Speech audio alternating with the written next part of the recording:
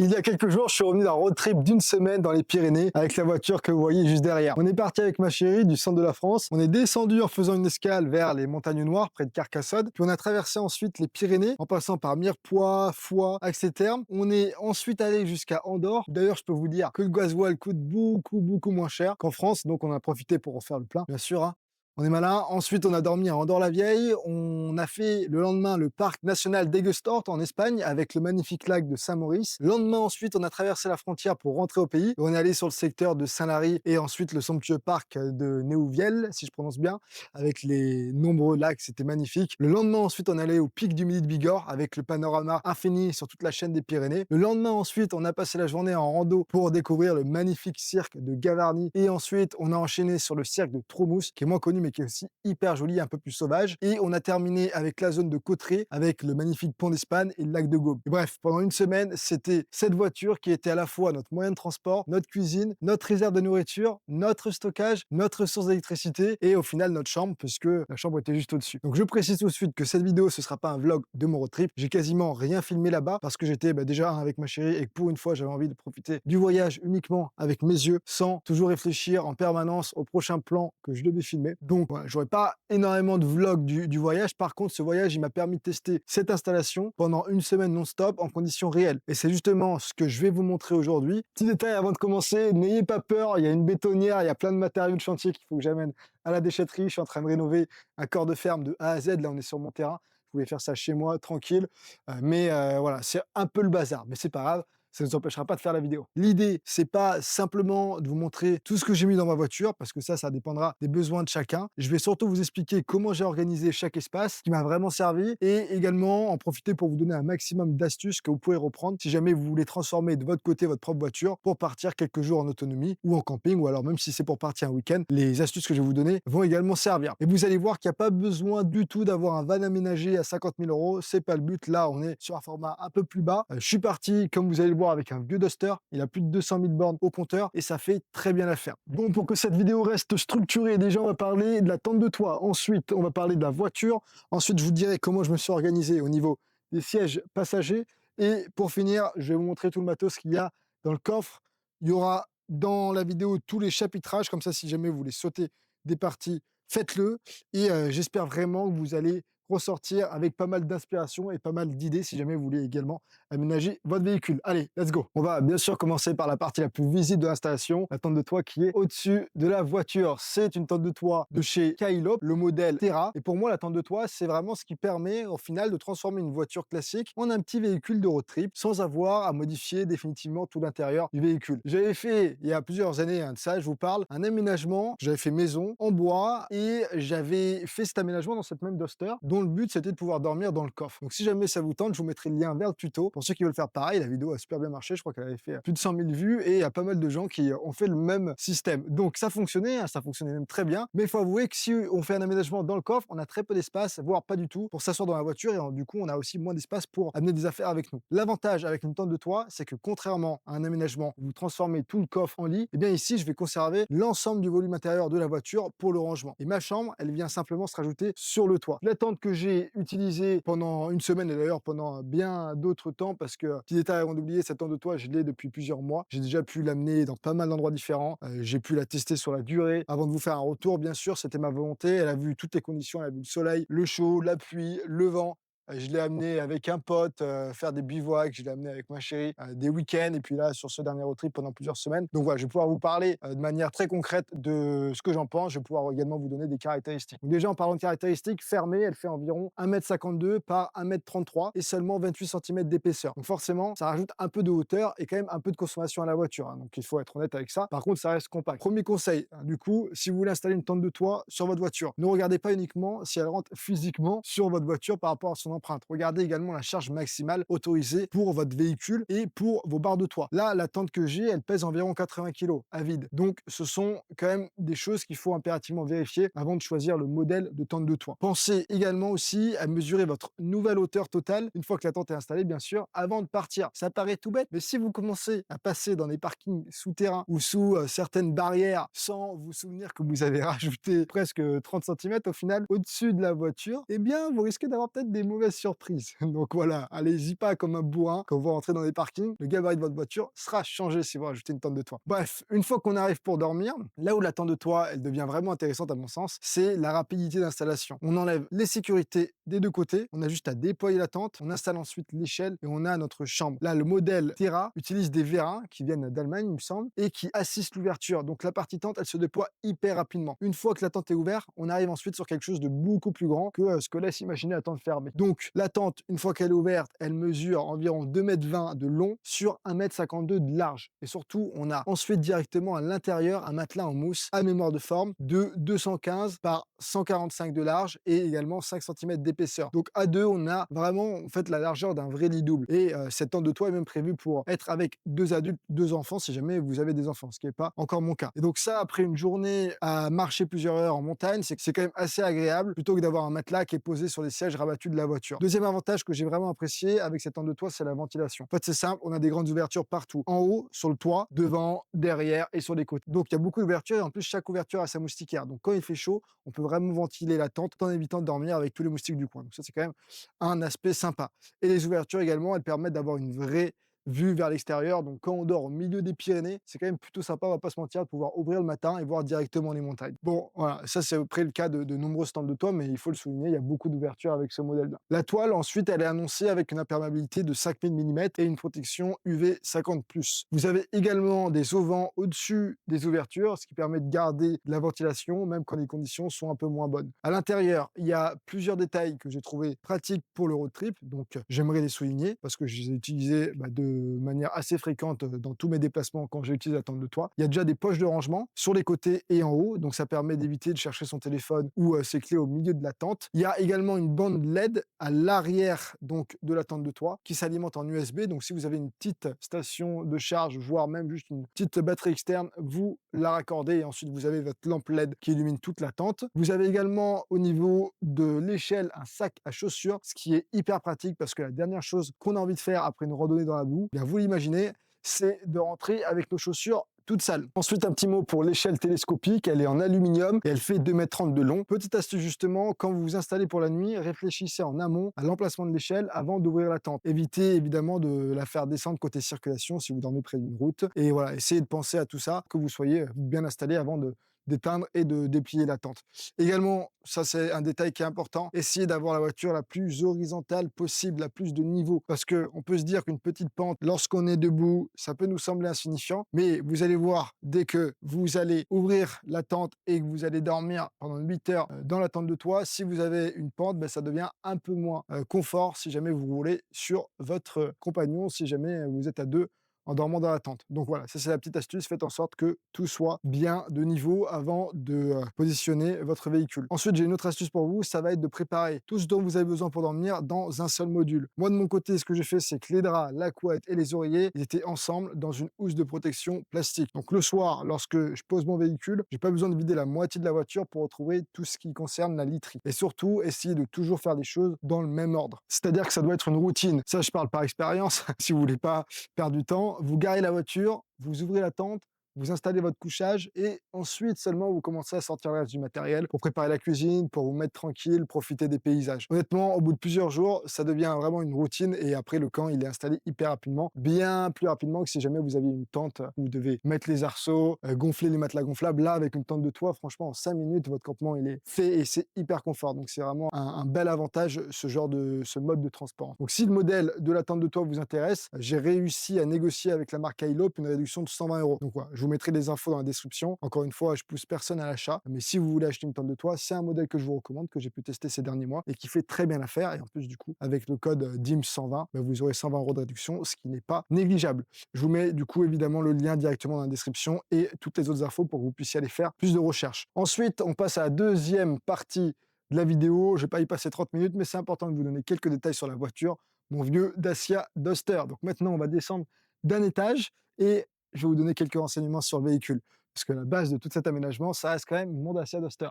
Et ce que j'aime bien avec cette voiture, c'est justement que ce n'est pas du tout un véhicule exceptionnel. Ma voiture là, elle a plus de 200 000 bornes au compteur. Donc elle commence à avoir quelques années. D'ailleurs, je ne sais pas si vous êtes attentif, mais on voit encore les vignettes que j'avais achetées En 2014, quand je travaillais en Haute-Savoie, que j'étais charpentier là-bas et que je faisais souvent des allers-retours en Suisse. Puisque en Suisse, pour ceux qui ne savent pas, on paye les autoroutes une fois dans l'année et ensuite on peut les prendre toute l'année. Donc c'est pas du tout pareil qu'en France où je trouve qu'on se fait bien défoncer avec le coût des autoroutes. Alors certes, nos autoroutes sont meilleures qu'en Suisse, mais je crois qu'en Suisse, on paye 50 balles l'année et on peut vraiment les prendre quand on veut. Donc quand même un gros décalage de tarifs. La voiture, j'y reviens, même si ces derniers temps, je dois l'avouer, la voiture connaît un peu trop bien le schéma du garage, elle roule encore très bien et surtout, pour ce type de voyage, je trouve que c'est un véhicule qui a plusieurs avantages. Déjà, il y a pas mal de place. Donc, il y a largement suffisamment de place pour 2 personnes et également tout le matériel pour partir en road trip. Deuxième avantage, c'est la garde au sol, permet d'aller sur des routes un peu moins propres, on va dire, qu'avec une citadine, bien sûr. Et surtout, je suis pas en train de transformer définitivement ma voiture. Parce que là, de mon côté, avec mon installation, vous allez voir, quand je rentre de mon road trip, ben, je peux juste retirer mes modules et ça redevient un Duster classique que je vais ensuite utiliser pour mon chantier ou pour mes déplacements, on va dire, plutôt classiques. Et ça, c'est quand même un principe que je trouve important dans la façon dont je voulais aménager mon véhicule. Je voulais quelque chose de démontable, simple et modulable. C'est la raison pour laquelle j'ai rien collé, j'ai rien fixé dans la voiture. Troisième partie, je vais vous expliquer du coup ce que j'ai installé dans les places arrière, tout le matériel que je voulais garder accessible. Donc sur les sièges arrière, j'ai mis en quelque sorte tout ce que je voulais pouvoir récupérer facilement sans vider le coffre à chaque fois. On s'est segmenté la voiture avec ma chérie. Premier module, on avait nos affaires personnelles. Moi de mon côté, j'avais le côté gauche et ma chérie avait le côté droit. Donc je parle là des sièges passagers. On avait chacun dans des sacs nos vêtements, nos affaires de toilette, nos vêtements chauds, nos vêtements pour la nuit. Bref, on avait mis tout ce qu'on avait besoin dans des sacs. Et là, déjà, une astuce qui change vraiment la vie dans une petite voiture, ça reste de compartimenter. Évitez absolument la grosse valise ou le gros sac dans lequel tout est mélangé. Il vaut mieux un sac ou un module qui est égal à une fonction. Comme ça, quand vous cherchez quelque chose, eh bien vous savez directement où aller le récupérer. Ensuite, deuxième module, toute la literie qu'on avait mis sur le siège du milieu. Donc, à gauche, j'avais mon sac avec mes affaires. Au milieu, j'avais tout ce qui était literie et à droite, toutes les affaires de ma chérie. Donc, tout ce qui concerne la literie, je parle du drap housse, de la couette, des oreillers, hein, tout simplement. J'ai mis l'ensemble de ces 3 items dans une grande housse en plastique. Ça permettait de garder la literie propre, de la comprimer un peu plus et également d'éviter qu'elle prenne l'humidité ou la poussière pendant la journée. Troisième module ensuite, c'était sous les sièges. Donc sous le siège passager gauche, j'avais un sac qui était rempli d'outillage et de matériel divers. Donc de mon côté, quand je pars, mais c'est peut-être mon côté, on va dire, un peu plus prévoyant, j'ai toujours un minimum de matos avec moi. Donc j'ai de la corde, j'ai un tarp, j'ai un couteau, j'ai un multitool, j'ai quelques outils du type des clés si je devais réparer des petites choses. Et voilà, en gros, j'ai des items qu'on est content d'avoir, comme un hamac pour se poser. Vous l'avez compris, le but, c'était vraiment d'avoir de quoi réparer quelque chose, de fixer quelque chose, ou d'improviser un abri si nécessaire. Et juste à côté, sous le siège passager droit, j'ai probablement l'un des éléments les plus importants lorsqu'on part en road trip et qu'on veut être en autonomie. Et ça concerne l'électricité, ça concerne la station de charge. J'avais avec moi la Jackery Explorer 1000 V2. Avant de continuer, pour être très transparent avec vous, cette partie de la vidéo s'est réalisée en collaboration avec Jackery, qui est un partenaire, hein, vous l'avez déjà vu passer depuis plusieurs mois. Et c'est leur station de charge que je vais utiliser dès que j'ai besoin d'être en autonomie. Donc pour être autonome en électricité pendant le road trip, comme je viens de vous le dire, j'avais une station de charge de ces Jackery et c'était le modèle Explorer 1000 V2. Je vous avais déjà parlé de l'Explorer 2000 V2. Donc là, c'est la version un peu plus basse. Et l'un des trucs intéressants d'ailleurs sur ce modèle, c'est que quand on voyage dans une voiture où chaque centimètre compte, c'est que Jackery va présenter le modèle 1000 V2 comme la station LiFePO4 de 1 kWh, la plus compacte et la plus légère de sa catégorie. En gros, elle annonçait environ 20% plus compacte et 10% plus légère que les principaux modèles comparables des autres marques, avec des dimensions d'environ 33 par 25 par 22 cm. Donc, elle se range facilement derrière ou sous un siège ou même dans le coffre sans forcément sacrifier énormément de place. Donc, malgré ce format, qui est vraiment compact, hein, avec une poignée si on veut la transporter, bien malgré ce format, on a une capacité de 1070 Wh et surtout jusqu'à 1500 watts de puissance en sortie. Concrètement, ça permet évidemment de recharger les téléphones, les batteries de caméra, un drone, la batterie de GoPro si vous en avez une, mon ordinateur dès que je devais checker un mail, mais on peut aussi alimenter des appareils beaucoup plus gourmands. De mon côté, alors même si c'est pas forcément beaucoup plus gourmand, j'utilise beaucoup la station de charge pour recharger, oui, mon ordi parce que je dois toujours bosser même en vacances, mais aussi les Battery Works qui alimentaient mon réfrigérateur de camping. Je vous en parle juste après. Donc pour vous donner un ordre d'idée, Jackery va donner par exemple environ 17 heures pour un ordinateur consommant 50 watts, une quinzaine d'heures pour un petit frigo de 60 watts, pour avoir une ordre d'idée, une centaine de recharges de smartphone. Donc ouais, c'est quand même énorme et vous avez pas mal de capacité de recharge si vous n'avez pas besoin d'alimenter des gros appareils. Donc pour moi, le gros intérêt en road trip, c'est surtout d'avoir cette réserve d'énergie complètement indépendante de la batterie de la voiture. Ça nous permet de recharger le matériel le soir sans se demander si le véhicule va encore démarrer le lendemain matin. Autre chose importante, quand on part plusieurs jours, on a 3 façons de recharger la station de charge. La première, c'est tout simplement sur une prise secteur si on s'arrête à des campings. En mode recharge rapide, une charge complète prend environ 1h40. La deuxième façon de recharger, c'est depuis la prise 12 volts de la voiture. C'est évidemment beaucoup plus lent, il faut compter environ 12 heures pour une charge complète, mais pendant une grosse journée de route, ça permet quand même de récupérer de l'énergie. Et ensuite, troisième solution, c'est les panneaux solaires. La station de charge va accepter jusqu'à 400 watts d'entrée solaire. Et du coup, si vous avez 4 panneaux Jackery Solar Saga de 100 watts par exemple, dans des bonnes conditions ensoleillées, Jackery annonce environ 3 heures pour une recharge complète. Donc pour quelqu'un qui voudrait partir plusieurs jours, plusieurs semaines, plusieurs mois même dans un endroit sans accès à une prise, c'est probablement la solution la plus intéressante et celle que je vous conseillerais, c'est effectivement de prendre un panneau solaire pour recharger la station de charge afin d'être en autonomie. Et il y a un autre point assez pratique, c'est que la station propose plusieurs modes de recharge avec ce qu'ils appellent la technologie Charge Shield 2.0. En gros, la batterie va utiliser une technologie LiFePO4 avec une durée de vie annoncée à 4000 cycles, donc c'est quand même hyper durable. Donc même si vous l'utilisez très régulièrement, on est sur un équipement qui est prévu pour durer plusieurs années et l'ensemble, il est surveillé par du coup cette technologie qui va adapter notamment la recharge en fonction de l'état des cellules, de leur température et de leur tension. Tout peut également être surveillé depuis l'application, donc le niveau de batterie, la consommation, les réglages, les modes de recharge. Donc au final, dans mon organisation, pour vous parler de mon expérience, la Jackery, elle est devenue, on va dire, la petite centrale électrique de la voiture. Et pour un road trip où le but, c'est justement d'être le plus autonome possible, c'était exactement ce que je recherchais. J'avais pas non plus un camping-car à alimenter, mais j'avais des petits appareils que je voulais pouvoir alimenter en autonomie. Ok, après avoir parlé de la tente de toit, de la voiture, des sièges passagers, on va parler maintenant du coffre. Quand j'ouvrais le coffre, l'objectif pour moi était assez simple. Je voulais pouvoir être en mesure de manger, de boire et de vivre quelques jours sans avoir besoin d'un logement ou d'aller dans un hôtel ou d'aller dans un camping. J'ai donc, du coup, encore une fois, séparé les choses par module.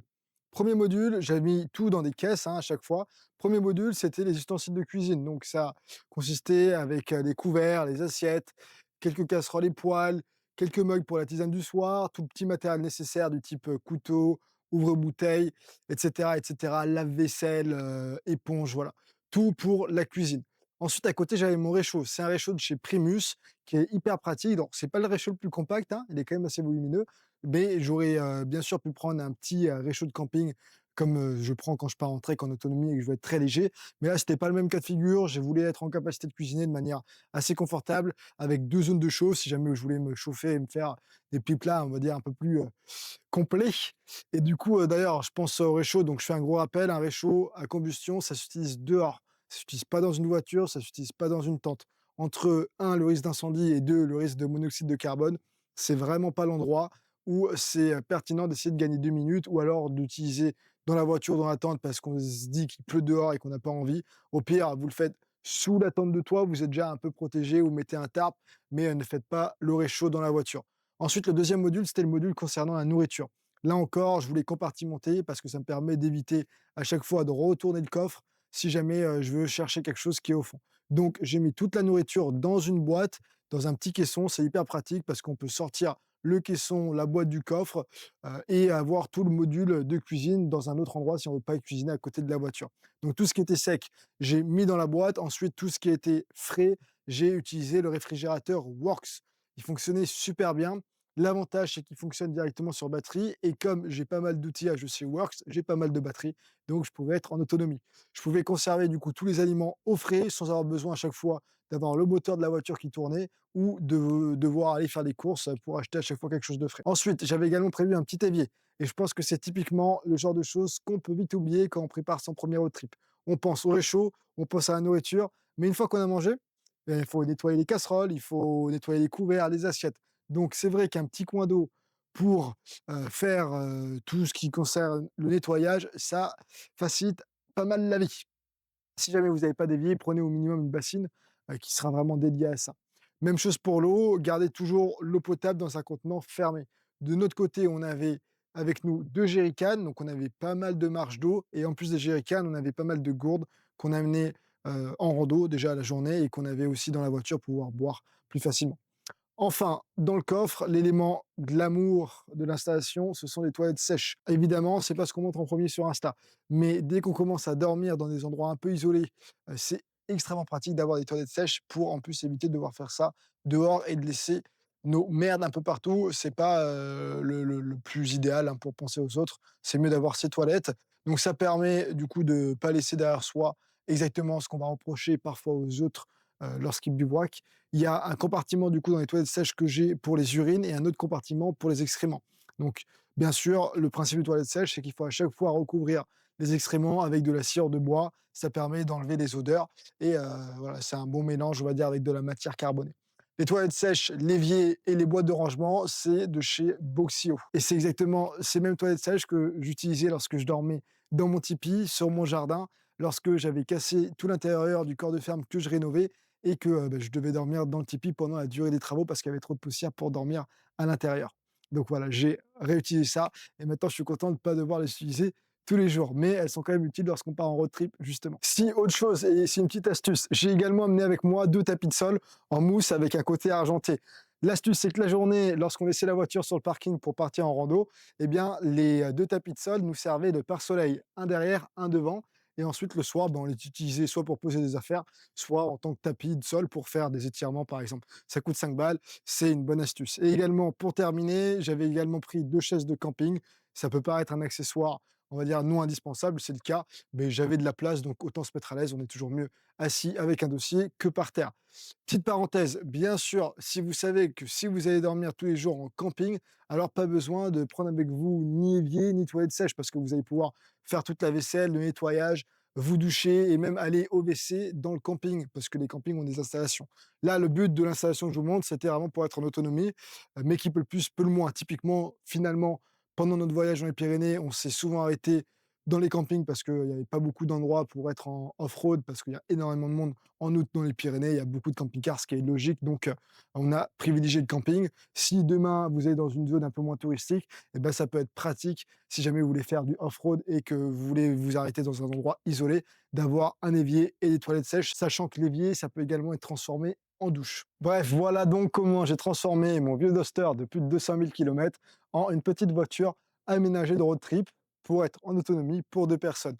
Et donc après une semaine à utiliser, je pense que la chose la plus importante, c'est pas forcément d'avoir énormément de matériel. Bien sûr, il y a du matériel de base qui est quand même très pratique à avoir, mais le plus important, c'est surtout d'avoir une organisation logique, d'avoir une zone pour dormir, une zone pour les affaires perso, une zone pour tout ce qui concerne l'énergie, une zone pour les outils, une zone pour cuisiner et manger. En fait, plus chaque objet a une place précise et moins vous allez passer votre voyage à sortir 10 trucs pour récupérer celui qui est tout au fond dont vous avez besoin. Donc, si vous préparez votre premier road trip, mon conseil serait de commencer simple. Faites-vous déjà une première sortie d'une soirée ou de nuit si vous partez un week-end. Ensuite, vous allez noter tout ce qui vous a manqué. Vous allez noter également tout ce que vous n'allez pas utiliser. Ça vous permettra vraiment de faire des choix et d'améliorer votre installation progressivement. Parce qu'au final, le but de tout ce matériel, c'est justement de pouvoir l'oublier une fois qu'on est arrivé sur place et de pouvoir profiter entièrement du voyage. Et j'y pense, si jamais vous avez vous-même aménagé une voiture, un van ou même simplement un coffre pour partir en road trip, mettez-moi vos meilleures astuces en commentaire, comme ça tout le monde pourra en bénéficier. Ça permettra de compléter cette vidéo avec toutes vos idées. En tout cas, j'espère que la vidéo vous aura plu, qu'elle aura pu vous donner des idées et de l'inspiration si jamais vous voulez aménager de votre côté votre voiture. Je vous mets également tous les liens vers le matériel que j'ai amené avec moi pour le road trip dans la description avec les codes promo dès qu'il y en a. Ça permettra à certains de s'en inspirer et à d'autres de faire des bonnes affaires. N'hésitez pas, comme d'habitude, à vous abonner et à cliquer sur la petite cloche si jamais vous voulez être au courant des prochaines vidéos. Et de mon côté, je vous dis à très vite, prenez soin de vous, profitez des beaux paysages si vous partez en road trip et à la prochaine.